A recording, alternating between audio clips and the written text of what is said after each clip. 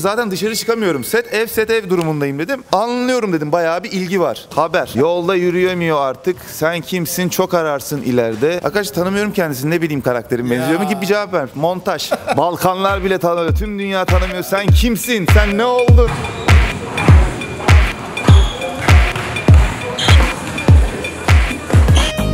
Çekim arası sohbetlerinde konuğumuz kim? Can Yaman. Evet. Hoş geldin. Hoş bulduk abi. Sen hoş geldin. Ne haber? Gayet iyiyim abi. Dizi patladı.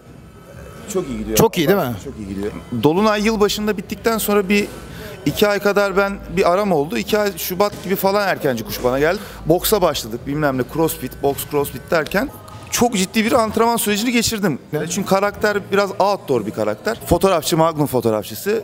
Dünyanın her yerinde tehlikeli yerlerde yaşayıp oraları fotoğraflayan bir adam. Çok müdanası olmayan, çekip giden bir adam. Albatros kuşuna benzetiyorlar. Çünkü kuşun esprisi hani 7 yıl falan havada süzülebiliyormuş. İşte 10 dakika bir yere konsa hemen ölecek gibi hissedip tekrar uçmaya başlıyor. Aslında şeyi sordum. Bu senin aklına nereden geldi mesela? Dövme işini sen mi? Karakterde Albatros kuşuna benzetildiği yazıyordu ruhu. Tamam. Ben de buradan esinlenerek bu karakterin bir dövmesi olması gerektiğini, takıları olması gerektiğini, hep Albatros kuşuyla ilgili bir dövme yaptım. Yaptırdım, bunu araştırdım kim yapar dövme.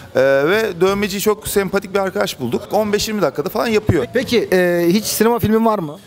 Yok, benim 5 tane dizim var. Ben hiç ara vermedim. Bir de dizi çekerken film çekmek çok imkansız bir şey, zor bir şey. Şöyle bir sinema filmde oynasam şunun gibi veya bu karakterde çok isterdim. Bir teklif geldi. Nasıl? Bollywood İran yapımı bir film teklifi geldi. Mumbai'de çekecek. Filmde Allah. İngilizce. Can Bey İngilizce biliyorlar mı dedi. Gayet iyi biliyor. Hatta fazla dedim size İngilizcem. Onların biraz eciş bücüş şey İngilizce. Onların berbat İngilizcesi çünkü. Size fazla bile İngilizcem var. Tamam dediler. Sonra Mumbai biraz kaprisli bir şehirmiş. İzinler alınamamış. Bu film ocağa kaldı. Ağustos'tan ocağa kaldı. Basketbol geçmişin var. Var. Çocuklar. Senin çevrenden mesela ünlü olan var mı? Ünlü futbolcu, ünlü basketbolcu. Benim amcam Fuat Yaman, işte Beşiktaş'ın eski teknik direktörü. John Benjamin Toshako Feldman. Aa, biliyorum canım, benim zamanımın ya. Aynen, o benim amcam Sarı Fuat. Babamlar 5 kardeşler, 3'ü erkek. Hep futbolculuk geçmişi olan ama maalesef yan bağları kopmuş. İşte falan filan. Bir de hayat şartları işte babamı para kazanmaya gitmiş falan. Ya Türkiye'nin kaderi zaten. Ben Amerika'da okudum bir sene. Gittiğim okullarda bütün takımlara girdim. Çok eğlenceli geçti benim açımdan. Sonra futbol bitti, basketbola girdim falan. Çocukluğum hep futbol, basketbol, spor öyle geçti. O zaman tekel vardı. Birincilikte o zaman tekel. Tekelde basketbol oynadım. Bayağı iyi ilerledim ama hemen mesela bir maç olsun hem 4 gün ağrır falan. Çok hızlı sakatlanan bir bünyem var. Bunu fark ettim kendime. Babamla konuşmalarımızda hep sen oğlum iyi okuyorsun. Türkiye'de öyle bir sistem var ki ama Amerika gibi değiliz. Yani orada senin yeteneğin keşfediliyor. Yeteneğin keşfi seni rehber hocası yönlendiriyor ve bütün okul sana arkanda duruyor, destek oluyor. Öyle bir sistem var. Doğru. Herkes neyde iyiyse onu yapıyor. Burada öyle değil. Burada diyorlar ben spor yapıyorum diyorsun. Ödevim var diyorlar. Dolayısıyla hayat şartları seni maalesef birinden birini tercih etmeye götürüyor. Belki de bir sürü iyi sporcu Türkiye'de elenip gidiyor. Maalesef bu yüzden elenip gidiyor. Hep konuşulur işte genç takım mesela birinci şampiyon olmuş futbolda. Belli bir yaşa kadar 18 yaşına Türk milli takımı basketbolda zirvede, futbolda zirvede. Sonra yok. 18'den sonra bir anda yok oluyor. Doğru. O hayat şartları oraya getiriyor. Bende de aynı şey. Benim resmen ben biliyorum o dönemlerimi. Seçim yapmaya zorlandım yani okul mu? Spor mu falan. Şimdi spor deseniz iyi okuyorsunuz. Sakatlansam 5 sene sonra spor hayatım bitse okul okumamış olacağım falan. Doğru. Gibi stresler başlıyor maalesef. Dolayısıyla da ben burs aldım. O şekilde spora devam ettirdim. Hep hayatımda önemli bir yeri oldu sporun ama profesyonel anlamda bunu yapabilmek gerçekten Türkiye şartlarında zor. Kolay iş değil sporculuk. Çok zor iş. Dışarıdan göründüğü gibi değil. Sanat, spor, yetenek gerektiren meslekler öyle okuyarak olmuyor zaten. Çok ciddi bir emek, disiplin gerektiriyor yani. Oyunculuğa nasıl başladın? Biraz tesadüf, biraz kaderin kısmetinde olması lazım. Ben stajyer avukatlığım bitti. Avukatlık lisansımı aldım. Annem çok okuduğum için o dönem artık bir haylazlık dönemine girmiştim. Okul biter bitmez artık yeter hani. Gezip tozma dönemi. Şimdi bir rahat bırakın dönemine girdim. Bu dönem biraz uzayınca annem artık hadi oğlum başla oğlum falanlara girdi ve benim çok önemli bir PricewaterhouseCoopers diye dünyaca ünlü bir vergi denetim firmasına CV'mi gönderiyor. Gidiyorum görüşmeye, çok beğeniliyor, güzel geçiyor falan. Başla deniliyor falan. Başlıyorum orada bir 6 ay avukatlık yapıyorum. Sonra ben 6 ay sonra böyle artık gelmeler başladı bana çünkü sıkılmaya başladın yavaş yavaş. Kime baksam bilgisayarda falan o hareket edemiyorsunuz bilmem ne. Dolayısıyla ben bir yıllık izin kullanın vardı. Çünkü bu kurumsal yerlerde seni zorlarlar. O yıllık aynen. izni bir kullan Çık, derler. çık bitsin, aynen. Diye bitsin diye yasa gereği. Ben de bir gittim. Bodrum'a gittim. Oldu. Bir hafta tatil diye gittim. 3 hafta kaldım. Tamam. Bayağı da Aramıyorlar mı seni oğlum gelsene? arıyorlar bilmem ne. Ben döndüm bir şeyler hissettim. Ben bana göre değil dedim, bıraktım. Orada bir arkadaş biriyle tanıştım. O şimdiki menajerlerimle beni tanıştırdı falan derken çok tesadüf. Ben hala döneceğim hani falan, avukatlığa devam edeceğim falan kafasındayken döndüm. Ya lütfen bir sana ders vermek istiyoruz falan. Para da istemiyoruz. Oyunculuk dersi. Ders. Şimdiki menajerlerim.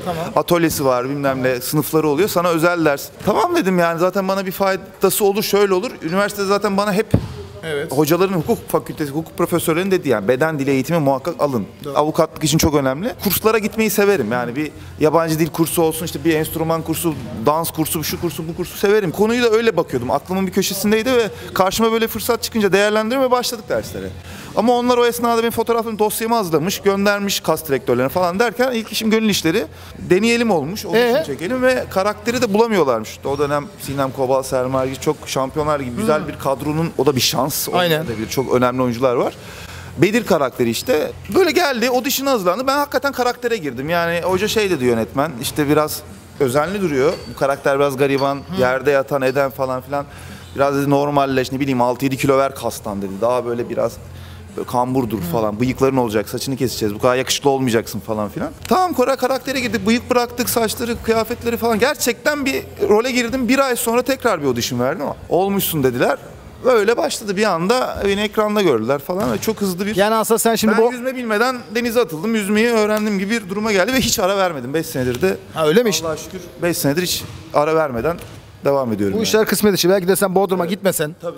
Bazen bir şey iyi olduğu zaman iyi diyorsunuz mesela. Çok iyi bir şey oldu şu an diyorsunuz. 3 ay sonra böyle iyi değilmiş abi, kötüymüş ya da şu an kötü falan ne oldu? 3 ay sonra iyi ki olmuş. Evet. Hep aklıma Acun Ilıcalı'nın şeyi gelir mesela. Tekstil mağazası açmış, batmış falan, sonra medya patronu oluyor. Belki tekstil mağazası batmasa vasat bir tekstilci olarak hayatına devam edebilecek. O an kötü vah dediğiniz olay sizi nerelere getiriyor. O yüzden hayata biraz öyle bakmak lazım bence. Ne düşünüyorsun Survivor hakkında Acun demişken? İzliyor musun? İzliyorum. Ne düşünüyorsun? Mesela ben orada olsam gibi cümleler kuruyor musun? Eskiden kuruyordum bir 23-24 yaşlarında. Şimdi ben açlığa hiç toleransı olan bir değil. Hakikaten açlığa hiç. Ben açken, uykusuzken falan o temel ihtiyaçlarım yokken çok beni tanıyamazsınız gerçekten. Ama çok sinirli olmuyor bende. Ben yerim orada, karşımdakini yerim, o yüzden hiç... yiyemiyorsun da, bir sürü kamera, belli kurallar var. Ben muhtemelen diskalifiye olurum.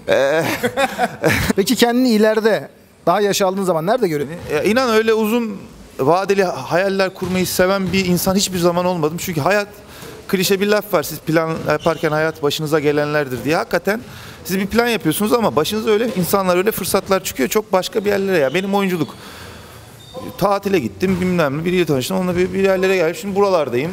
Belki ileride çok başka bir yerde olacağım. Gerçekten biraz akışına bırakıp hayatın sana, kendinize güveniyorsanız, kendinizi yetiştirmişsiniz, kalbiniz temizse, Allah sizin yanınızda, bunu biliyorsanız endişelenmenize gerek yok. Hayat sizin için güzel şeyler planlıyordur zaten diye düşünmek lazım. Arkadaşlar şimdi bizim klasikleşen hediye verme işlemimizi yapacağız. Dizide kullandığı aksesuardan birini Can Yaman hayranlarından birine hediye edeceğiz. Takipte kalın ve o açıklamaları okuyun. Teşekkür ederiz. Ben teşekkür ederim, çok sağ ol. Ya uzun konuştuk, biraz Güzel de oldu. Törpülersek sevinirim.